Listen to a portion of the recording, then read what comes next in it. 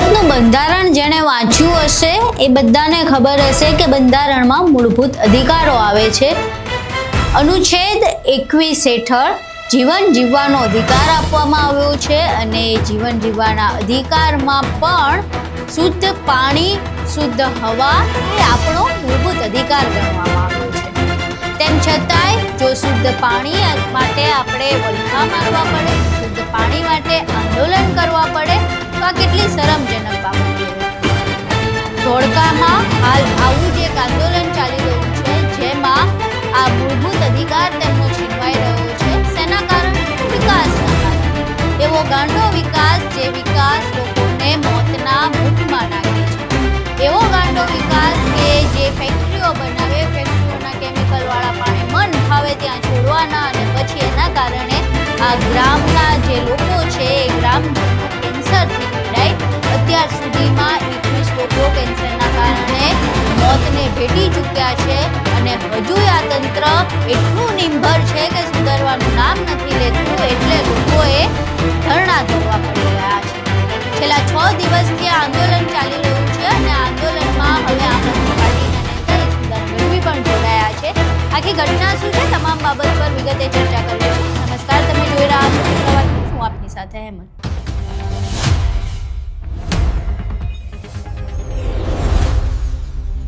ધોળકાના ભેટાવાડા ગામમાં એક આંદોલન ચાલી રહ્યું છે। આંદોલન કોઈ પણ માંગ નથી કરી રહ્યું, ફક્ત પોતાનો મૂળભૂત અધિકાર માંગી રહ્યું છે જે બંધારણ એમને આપે છે। શૈલેષ મેર દ્વારા આ આંદોલન ચલાવવામાં આવી રહ્યું છે અને ગ્રામજનો મોટી સંખ્યામાં આંદોલનમાં જોડાઈ રહ્યા છે। આંદોલનમાં જોડાવા પાછળનું એમનું એક જ કારણ છે, કારણ કે એ લોકો જીવતા રહી શકે। જે આપણે વિકાસ કરીએ છીએ, વિકાસ એટલો ગાંડો થઈ રહ્યો છે કે લોકોને મોતના મુખમાં નાખી રહ્યો છે। પહેલા જે પ્રમાણે વાત કરી, 21 લોકો આ કેમિકલ વાળા પાણીના કારણે મોતને ભેટી ચૂક્યા છે। હજુ ઘણા એવા લોકો છે જેમને સ્કિન ડિસીઝ થઈ રહી છે। હવે આ બધાથી એઓ કંટાળ્યા છે। એમનું સ્પષ્ટપણે કહેવું છે કે ફેક્ટરીઓ ચાલતી હોય તો ભલે ચાલતી, અમને કાંઈ વાંધો નથી, પરંતુ એના કેમિકલ વાળા પાણી આવી રીતે ગમે ત્યાં ન છોડો। ભૂગર્ભ જળ છે આખું કેમિકલથી ભરાઈ ગયું છે અને જે પ્રમાણે લોકોને કેન્સર થઈ રહ્યા છે, ખૂબ જ ગંભીર બાબત છે।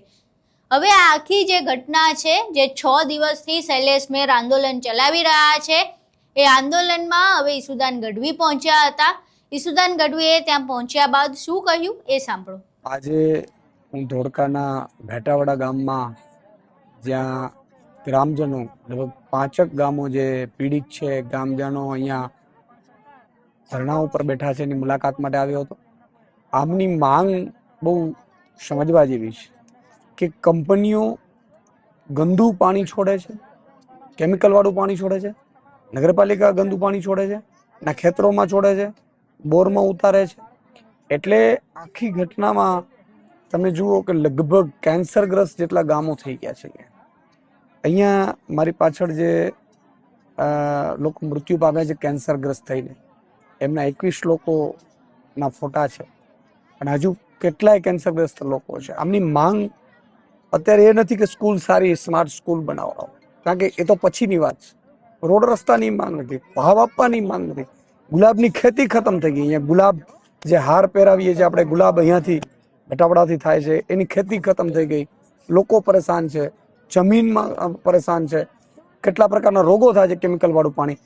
ખબર નહીં સરકાર આ કેમિકલ વાળું પાણી બંધ નથી કરવું, આ લોકોનો ધરણા કેમ બંધ થાય એ માટેના પ્રયાસ કરે છે। અહીં તમે ઈસુદાન ગઢવીને સાંભળ્યા।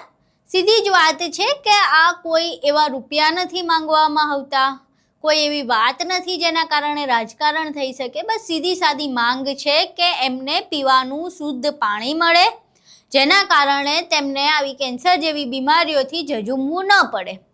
શુદ્ધ પાણી જેવી માંગ એમની સંતોષાતી નથી અને એટલે એમને છેલ્લા 6 દિવસથી ધરણા પર બેસવું પડી રહ્યું છે। આ ધરણા પહેલાંય શૈલેષ મેર દ્વારા આવેદનપત્ર આપવામાં આવ્યું હતું, પરંતુ એની કોઈ અસર ન થઈ। આવેદનપત્ર એક ખાલી ફરફર્યું ને કાગળિયું બનીને રહી ગયું અને એનાથી કંટાળીને પછી આ આંદોલન કરવું પડ્યું। બંધારણની મેં વાત કરી કે બંધારણનો અનુચ્છેદ 21 જીવન જીવવાનો અધિકાર છે, એના હેઠળ શુદ્ધ પાણી આપવું એ સરકારની નૈતિક ફરજ છે, જવાબદારી છે। આ સિવાય MC મહેતાનો જે કેસ છે એ MC મહેતાના કેસમાં પણ સુપ્રીમ કોર્ટે સ્પષ્ટપણે કહ્યું હતું કે જે પણ કુદરતી સંસાધનો છે એ કુદરતી સંસાધનો એ લોકો માટે છે અને એને બગડવા ન દેવા જોઈએ. ગંગા નદીને લઈને કેસ ચાલ્યો હતો અને ત્યાં પણ કહેવામાં આવ્યું હતું કે ગંગા નદી પર કોઈ ફેક્ટરીવાળાઓનો અધિકાર નથી, લોકોની નદી છે અને લોકોને એ નદીનું શુદ્ધ પાણી મળવું જોઈએ. એટલે આ કેસમાં પણ એવું નક્કી થયું હતું કે શુદ્ધ પાણી એ મૂળભૂત અધિકારોનો જ એક ભાગ છે. તેમ છતાંય આટલા સુપ્રીમ કોર્ટના જજમેન્ટ આવી જાય કે ગમે તે આવી જાય, પરંતુ આપણી સરકારને એનાથી કાંઈ ફરક નથી પડતો. જે પ્રમાણે ફેક્ટરીઓ ધમધોકાર ચાલી રહી છે, મન ફાવે એમ કેમિકલવાળા પાણી છોડી રહી છે, મન ફાવે એવું વર્તન કરી રહી છે, જાણે પર્યાવરણને લગતા કાયદાઓ એમને કાંઈ લાગતા વળગતા ન હોય ને એને રીતસરની ઘોડીને પી ગઈ છે એવું કહીએ ફેક્ટરી માલિકો તો એ નવાઈ નથી.